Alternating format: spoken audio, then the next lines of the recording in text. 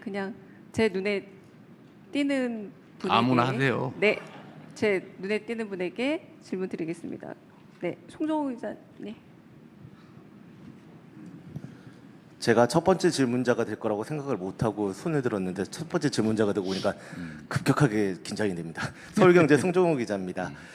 사실 환율 문제를 질문을 드리고 싶은데 오늘 아침 방금 1,480원이 넘었습니다. 이 1,500원까지 올라갈 거라는 지적들이 나오고 있는데 환율 문제를 해결하기 위해서 대통령께서 가지고 계신 특단의 대책 이런 것들이 있을지 궁금합니다. 네. 특별한 대책이 있으면 이미 했겠죠.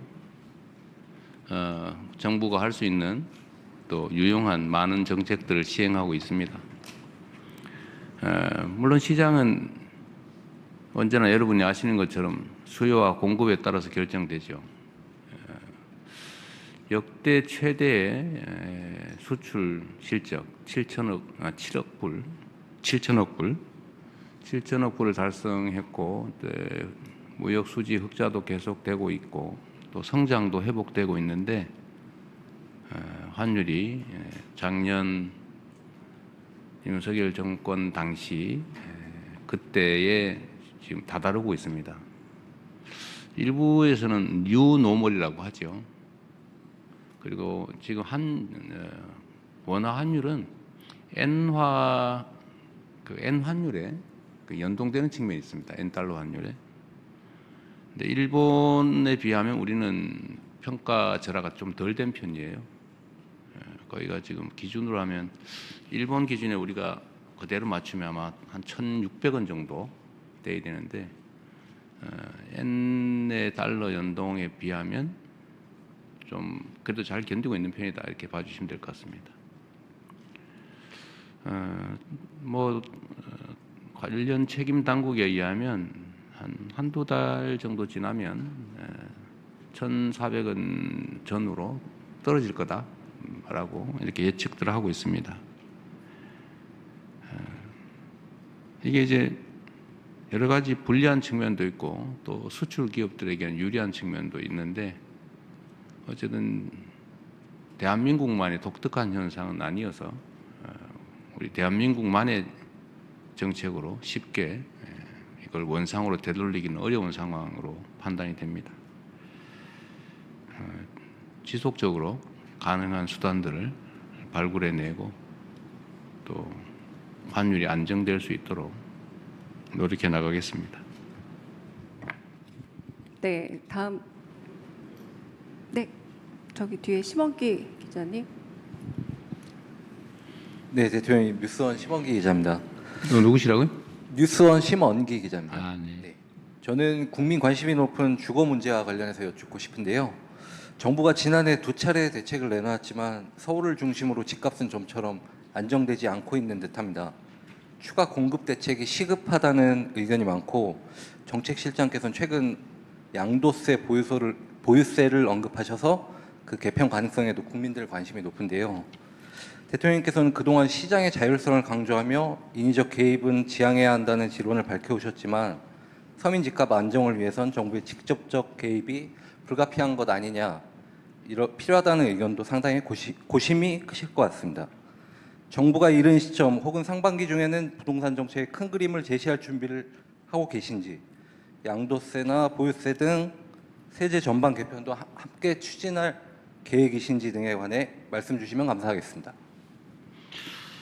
네, 대한민국의 집값 수준은 일본의 잃어버린 30년이 문제됐을 그 시점의 상황을 향해서 계속 치닫고 있습니다.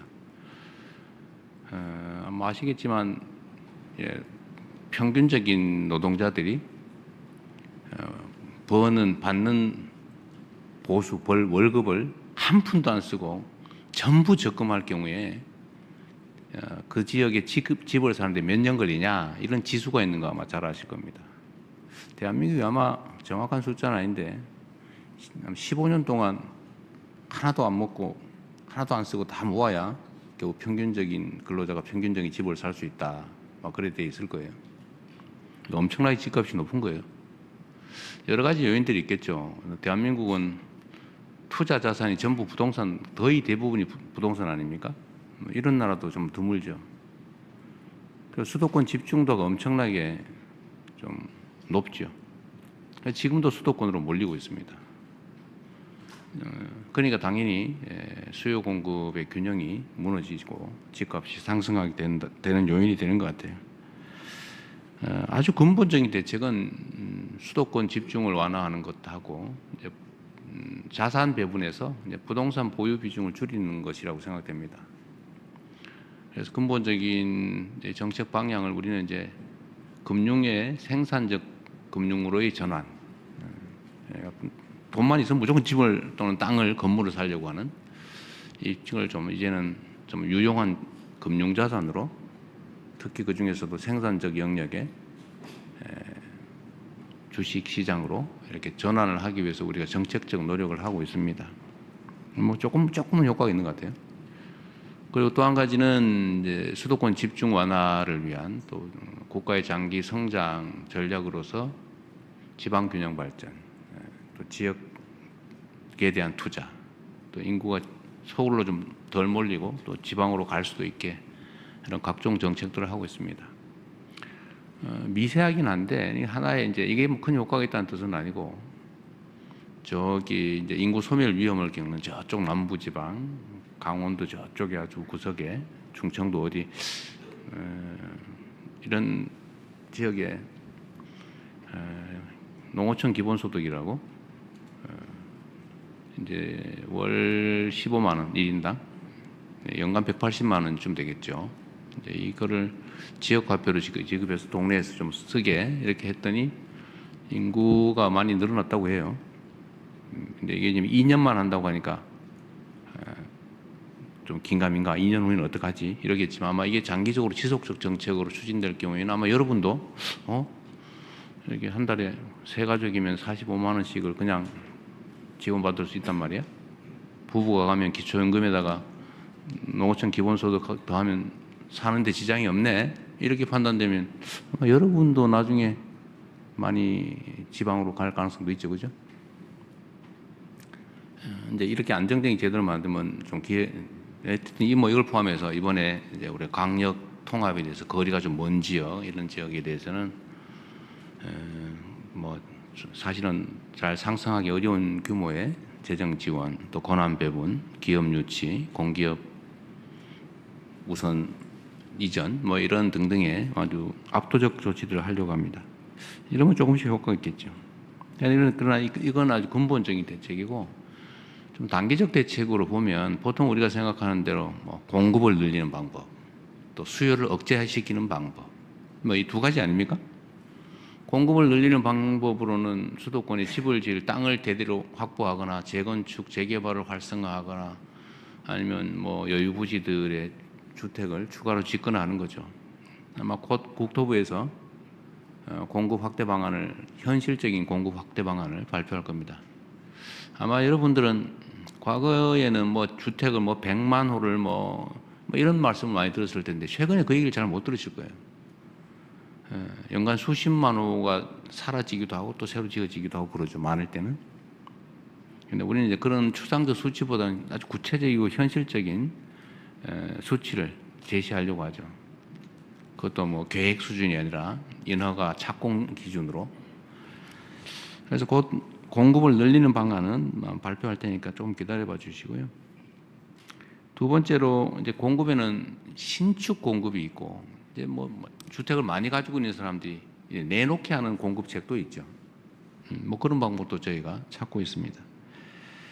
이제 수요를 억제시키는 거 말고 이제 저희가 공급을 늘리는 거 말고 수요를 억제시키는 것도 중요한 정책이죠. 근데 예를 들면 내가 이제 먹고 살만이 돼서 좀 더 넓은 집으로 가야 되겠네. 또는 내가 부모하고 같이 살다가 또는 동거를 누군가 뭐 하고 있다가 이제 독립해서 나 집을 하나 가져야 되겠네. 이런 정상적 수요는 우리가 적극적으로 보호해야 되겠는데 집을 사 모아가지고 한 채 한 채 사 모아가지고 집부자 돼봐야지 이런 사람들이 있단 말이에요. 수백 채씩 가진 사람도 있고 그렇잖아요.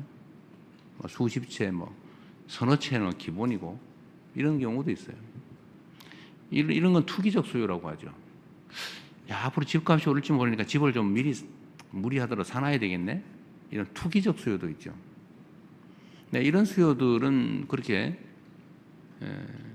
자본주의 시장 경제 질서라고는 하지만 그리 바람직하지는 않죠. 집은 필수 공공재에 가까운데 그렇게 투기적 수단으로 만드는 게 바람직하지 않다. 그렇게 하면 이제 규제를 해야 되겠죠. 그러지 못하게. 뭐 토지거래 허가제라든지 뭐 여러 가지 방법들이 지금 시행되고 있습니다. 또 앞으로 필요하면 얼마든지 또 추가할 수 있죠. 그 중에 가는 이제 세금 문제가 하나 있는데 지금 아마 제일 궁금한 건 이 세금 문제일 거예요. 세금은 할 거냐 안 할 거냐 이렇게 묻는다면 그건 할 수도 있고 안 할 수도 있죠. 가급적이면 세금이란 국가 재정을 확보하기 위한 수단인데 이런 규제 수단으로 전용하는 건 바람직하진 않아요. 가급적 자제하는 게 좋다. 그러나 반드시 필요한데 유효한 수단인데 필요한 상태가 됐는데 바람직하지 않다고 안 쓸 이유는 없죠. 가능하면 그런 상황이 안 오기를 바라죠. 그러나 저는 그런 생각은 합니다. 지금의 저는 이게 적절히 조정될 거라고 봐요. 근데 만약에 우리가 예정하고 있는 선을 벗어나서 사회적인 문제가 될 정도 상황이다라고 하면 당연히 이 세제 수단도 동원해야죠. 그리고 뭐 여러 가지가 있죠. 가지고 있는 집을 가지고 내놓게 하는 방법. 자기가 살지도 않으면서 투기용으로 또는 투자용으로 가지고 오랫동안 가지고 있다고 왜 세금 깎아줍니까? 여러분 동의되세요? 주식 같으면은 그게 생산재 금융에 도움이 되니까 장기 보유에 대해서 혜택 주는 거는 그건 뭐 고려할 만한데 그리 바람직하지도 않은 투기용 부동산을 오래 가지고 있다고 세금을 깎아준다? 그거 좀 이상한 것 같아요. 예를 들면 뭐 그렇게 하겠다는 건 아닙니다. 그러나 뭐 내가 오래 살았다. 이건 보호해 줘야 되겠죠. 내가 한 집이 하나인데 어떤 분들은 뭐 주거용 집을 5채 가지고 있다 이런 사람도 있는데 그러면 안 되고 주거는 하나만 하는 거죠. 하나만. 그런 거 보호해 줘야죠. 그리고 정부 정책에 따라서 수도권에 집을 가지고 있지만 주말용으로 뭐 저기 시골에 집을 한 채 더 가지고 있겠다. 뭐 그것도 실제로 사는 거니까 그런 거 보호해 줘야 되겠죠. 세제는 참 예민해서 말씀드리기가 참 어려운데 그렇다고 말씀 안 드릴 수도 없고 제가 선거 때 아마 이런 말씀을 드려서 거기에 기대하는 분도 계신 것 같아요.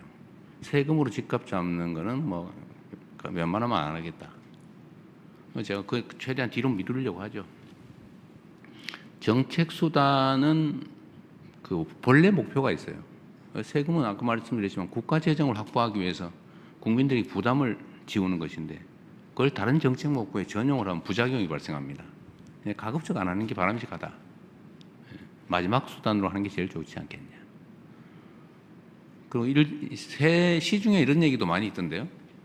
그 보유세 자꾸 얘기하니까 그 보유세 하면 부담되고 정치적으로도 옳지 않고 우리 국민들한테 부당한 부담을 줄 수 있으니까 50억 넘는 데만 하자. 50억 보유세 뭐 이런 얘기도 여러분 들어보셨을 거예요. 제가 한다는 얘기는 아닙니다. 그런 소문이 있더라 라는 뜻입니다. 지금으로서는 뭐 세제를 통해서 부동산 정책을 하는 것은 깊이 고려하고 있지는 않습니다. 네.